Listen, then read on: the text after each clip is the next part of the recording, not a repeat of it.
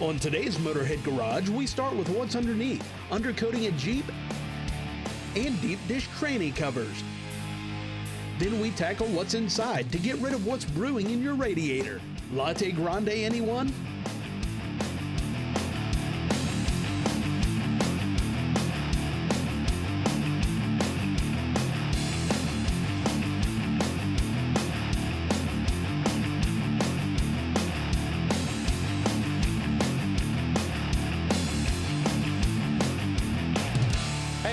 To another edition of Motorhead Garage.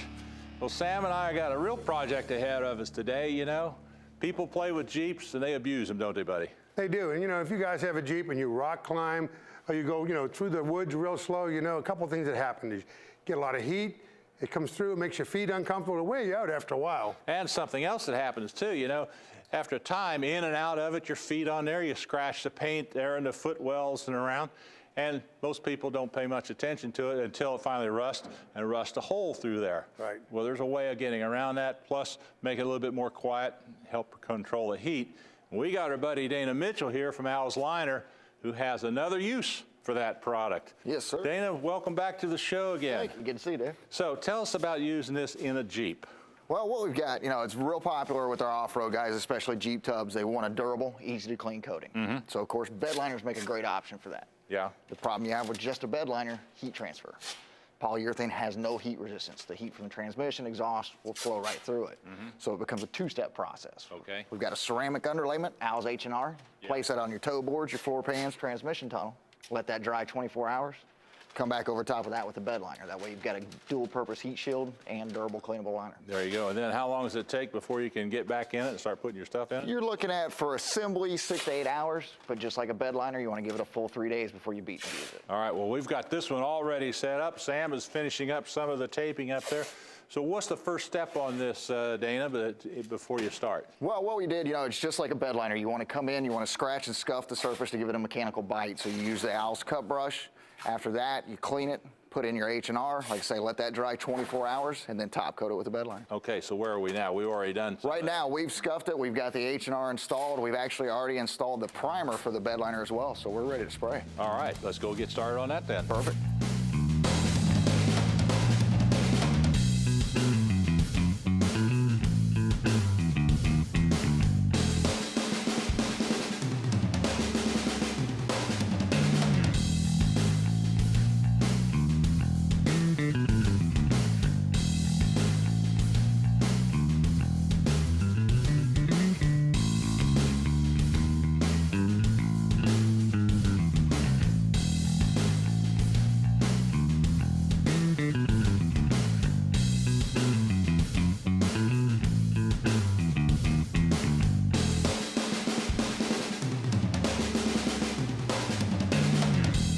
Well, there you see how easy it is, Dana.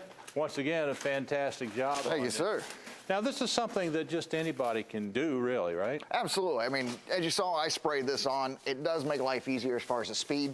You can brush and roll this in as well. You know, the only difference is it's going to take a couple of coats versus one coat of spray. All right, now I noticed you were mixing this up. How difficult is that? With the Al's Liner kit, very simple. You've got 3 containers in there. Your A container is half filled, so you pour B, C, toner into the A and mix it.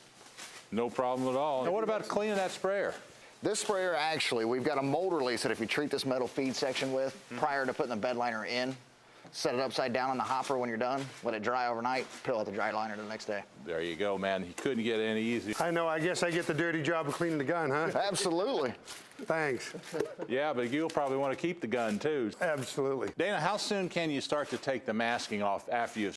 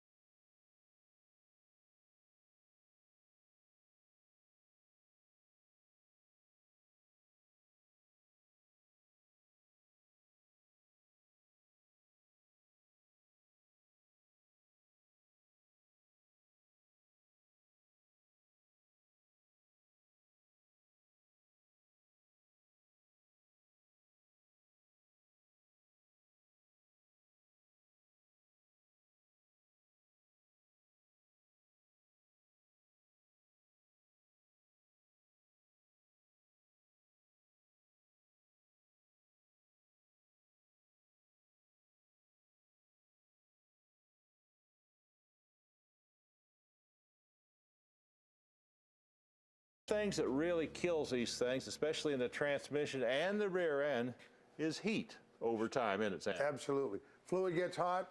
When the fluid gets hot, it breaks down, even the synthetics, and you lose viscosity.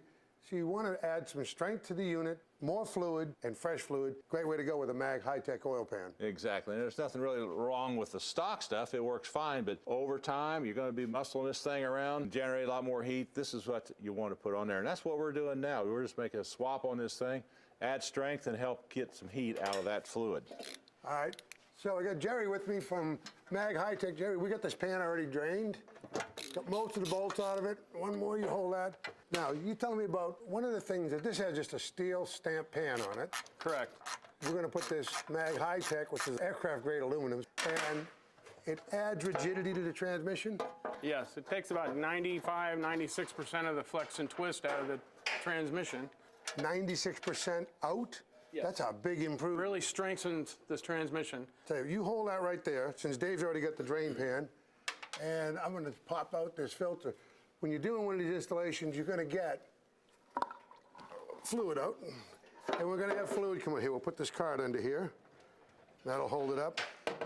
Now you do get a filter with the pan, is that right? That's correct. That's correct.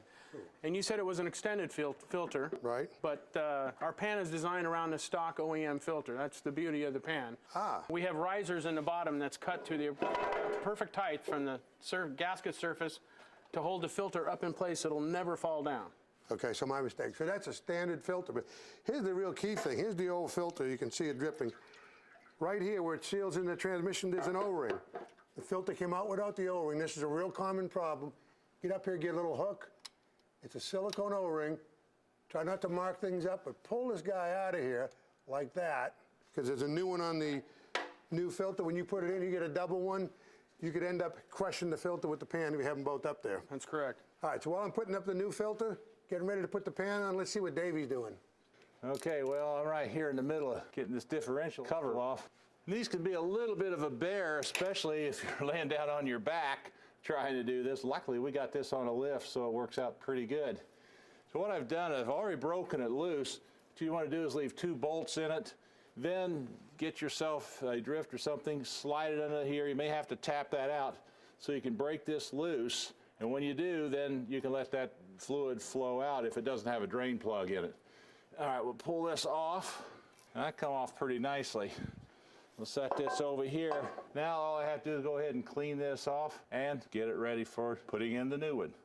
A couple of nice features of this Mag-Hytec pan. Besides, it's a 1/2-inch flange. That's correct. That's thick. That's what adds the rigidity to the transmission. Got an O-ring gasket that's in a groove, and of course it comes with all the bolts. Comes with a full hardware kit, bolts and washers. The bolts are zinc plated, so we have no issues with the dissimilar metals between steel and aluminum. Great. You get a couple of Allen wrenches, so you can, and you even get the instructions. You get a nice little decal, and this is a Ford 5.1.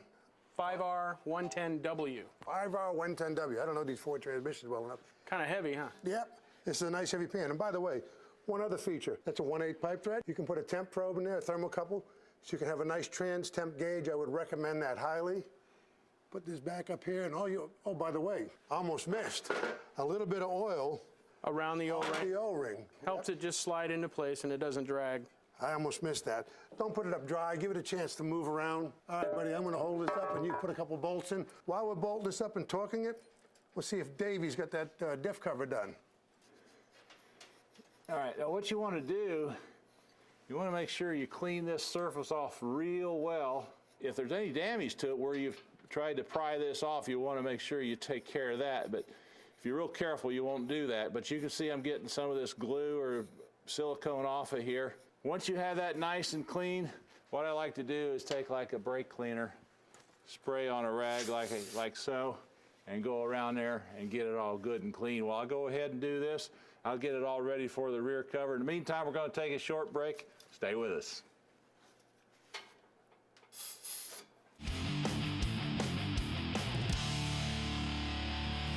This week's OPGI restoration tip, we're going to discuss how to identify your body tag and your VIN tag. And there's a lot of great information on these tags.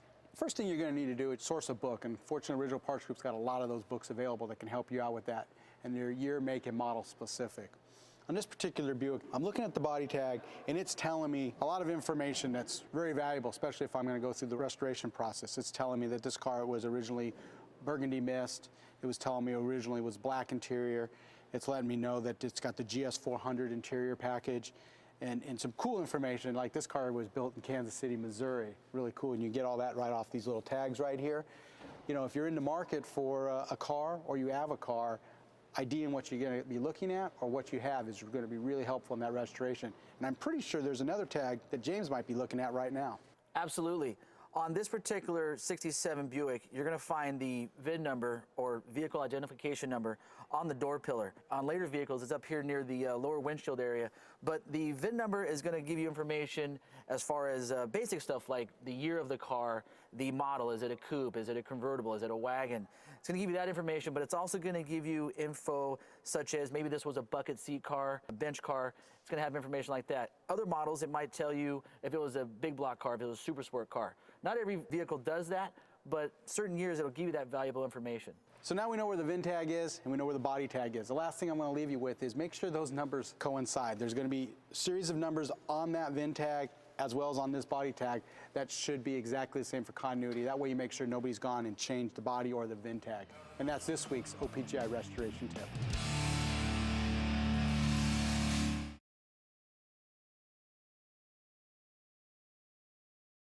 Motorhead Garage, coming to you from Borla Commerce Park. Hey, welcome back to Motorhead Garage. Jerry and I are under here putting this pan on. Now, let me tell you, you're supposed to torque these bolts, you want to do that, but there's also some short bolts. Any place you see this circle, the bolts are going to be a little bit shorter. They come in the kit, but they're going in the blind holes, you don't want to bottom them out. Anything else you want to say about this? I see you get some writing on here. Sorry, we got a torque spec for our drain plugs, 30 inch-pounds, which is basically if you use a hand Allen wrench, you just turn it till it stops. It's an MS fitting, and O-ring gets compressed into a very tight tolerance counterbore. Right. It'll never come out, but if you over-tighten it, you're going to play heck getting it out. That's right, and you don't need to over-tighten it, no sense binding it up. Now, how much extra fluid are we going to put in here? This is going to be an extra 8-quart capacity. Extra 8 quarts. Yeah. It's a 16-quart pan. So this is a big transmission. If you're going to use a good synthetic fluid, this is really going to make the transmission last. So let's see if Davey's doing okay over there. All right, here's what we're getting ready to put back on. This is the Mag-Hytec diff cover here, and look at this thing. You can see it's got nice fins back here to help dissipate heat, but what I want to show you is on the inside. Take a look at this. This has a dipstick in here that you can take out, but it also has a magnet embedded right in here. This way, it'll collect any kind of metal particles so it doesn't go through there. So periodically, what you want to do is take this out, clean that off, and then put it back in. And it also has little marks right here and here for your fluid level. What you want to do is get that fluid level right between the two. This way, you're going to have the proper amount of fluid in there for lubricating that differential. Now, also, if you want to drain it, it's got a drain plug right here. And it also has a little plug right here if you want to put in some sort of a temperature sensor, something like that. Now, when you get this, it also comes with a couple of Allen wrenches, and they're pretty smart. They've been doing this for a long time. What they'll do is they'll send you new bolts and washers, but they'll send you an extra one too, just in case you happen to drop one somewhere or lose it. Now, here's a little tip for you. Like I said, most guys are going to be laying on their back trying to do this and trying to put this up here with either getting a gasket lined up, put silicone on there and get that lined up. It's hard to get the holes lined up. What I did is I always make a little couple of dowels like this. I'll screw them in like so. So you can see right here. That's all I have to do, just a few threads, just enough to hold it. And then I always like to take a little bit of oil here, and I just rub that around my O-ring. You see it's got a nice O-ring seal on here. You just want to put a little bit of oil on that. This way, you get a nice seal. You don't want to over-torque it. This O-ring seal makes it so much easier. You don't have to screw around with silicone. Don't put silicone on this, by the way. Keep it on there dry with a little bit of oil. Now, all I have to do is go ahead, mount it on your dowels like this, put it up there, all your holes line up. While I go ahead and get these bolts in here, let's check out Sam. All right, now we've got this pan all set. All we got to do is put the truck down when Davey's done, and we'll put some transmission fluid in it. Also, Jerry brought a Mag-Hytec front diff cover, and of course, it's got all the clearances for your track bar and sway bar and all that kind of stuff. Correct. Got a temp probe? Yes. All right. Got your dipstick. Now the neat part about this dipstick is they come down here. It's going to raise your fluid level a little bit if you want. Keep your axle tube lubricated well. We have the high and the low lines there. Got a drain plug. Again, the O-ring gasket, put a little bit of oil in it. Neat part is these are guaranteed the Mag-Hytec cover for life, right? Correct. Okay. And a 5-year on the O-ring. Correct. All right. So let's go ahead and put this in while Davey's finishing up. All right. Last one in. Okay, all I'm going to do now is just go around and double check it and torque them and fill it full of fluid, and we're in business. We're going to take a short break. Stay with us. We got a lot more coming here on Motorhead Garage.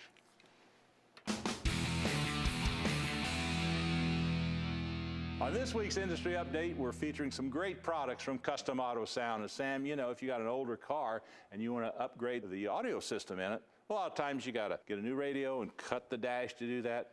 Not with Custom Auto Sound. Yeah, and it wouldn't look good anyway. Custom Auto Sound's got you covered with this USA 630. Here's a Chevrolet one, fits right in the dash. It's electronic tuning. It's got seat tuning.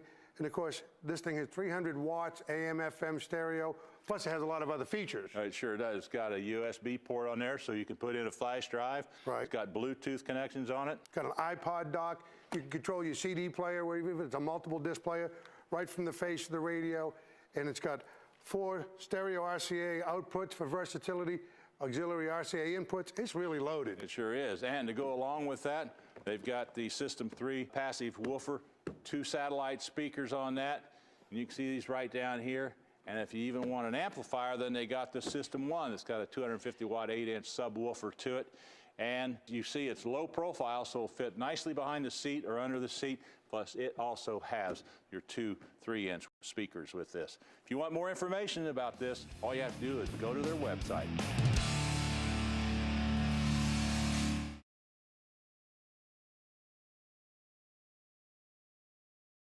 This edition of Motorhead Garage, presented by ARP, is being brought to you by Lincoln Chrome, crafted in the heartland, ready for the world. And by Hurst, America's #1 shifter. And by Bruin Brake Cables, made in the USA, certified. And by Trail Manor, a better idea for camping. I hope it doesn't feel too bad, although I think it's got a few miles on it there, Sammy. No maintenance, you can tell. I know. Hey, welcome back to Motorhead Garage. You know, folks, one of the most neglected systems on any vehicle is the cooling system. Unfortunately, when it goes bad, it's not going to be in your driveway. It's going to be out on the road somewhere, and then that can cost you a lot of money. But it's easy to take care of. Well, it is. You know, you do it on a regular basis. You take care of your cooling system. Now, when you take the cap off any cooling system, make sure it's cold and depressurized so you don't get scalded. But the deal is, the antifreeze is corrosive. It's mixed with water. That's corrosive. The only thing that stops the corrosion is there's an additive package put in the antifreeze which prevents corrosion and scale buildup and electrolysis, right? Exactly. And it also is designed to help remove heat from the engine. So it's got a lot of jobs to do. The problem is if it gets neglected, then it doesn't do those jobs very well. And another problem, the only thing you can do to it normally is flush out the cooling system, take out the old coolant, change any hoses or whatever, put in fresh coolant. The problem there is creating a lot of bad stuff for the environment. You got a lot of leftover old antifreeze. You got it. And guess what people do with it a lot of times? They throw it out on the ground, throw it down in the ditch somewhere or in the drain. Not what you want to do. And it's also poisonous too. Animals will lick it and they die, so it's not a good thing. There's a way around that though, and that is to replace the additive package. That's what goes on this. And we've got an expert here who can tell us a little bit about it. Louis Latour, come on in. Hello, Dave. Now, Louis is with VR12. Tell us about the additive package now that you have developed for this. Well, the ad packs are something that happens on a yearly basis, and they're continuously being improved. There's new engines, new motors, new alloys. At this point in time, this is a ad pack gone bad. In other words, this is an antifreeze that has gone bad with use, up and down, mileage, hot, cold, etc. This has got a lot of different metal in it. Is that what the deal is? These are the 6 main metals in a cooling system. And this is less than a year it's been sitting in this stuff. Wow. Looks almost like coffee. Looks like your coffee. Thank you. All right, so what do we do to prevent this? It's very simple. All you need to do is grab a bottle of VR12, open it up, put it in your plastic reservoir and let it do its work. By doing this, you're putting the add packs back into the system, you're re-energizing that antifreeze coolant. So the coolant, really, your ethylene glycol and water, is really just a carrying agent for an additive package to begin with. So what you're doing is just replenishing it then. It's a true maintenance program. We're actually adding back into the system exactly what the system needs. It's not more water. It's definitely not more ethylene glycol antifreeze. It's the add packs. This is exactly it. VR12 would put back into it exactly what it needs. Protection from electrolysis. I guess the same 6 dissimilar metals. Exactly. Sitting in the VR12 for the same amount of time. Perfectly clear. Yes, sir. Absolutely. Well, now there you go. That's a pretty good indication of what goes on in your cooling system. And look at that. No corrosion at all. And look at this one. You can't even see it. Right. So here's how easy it is to work. You take your VR12, cooling system cold, remove the cap, got an inner seal here. You pour it in.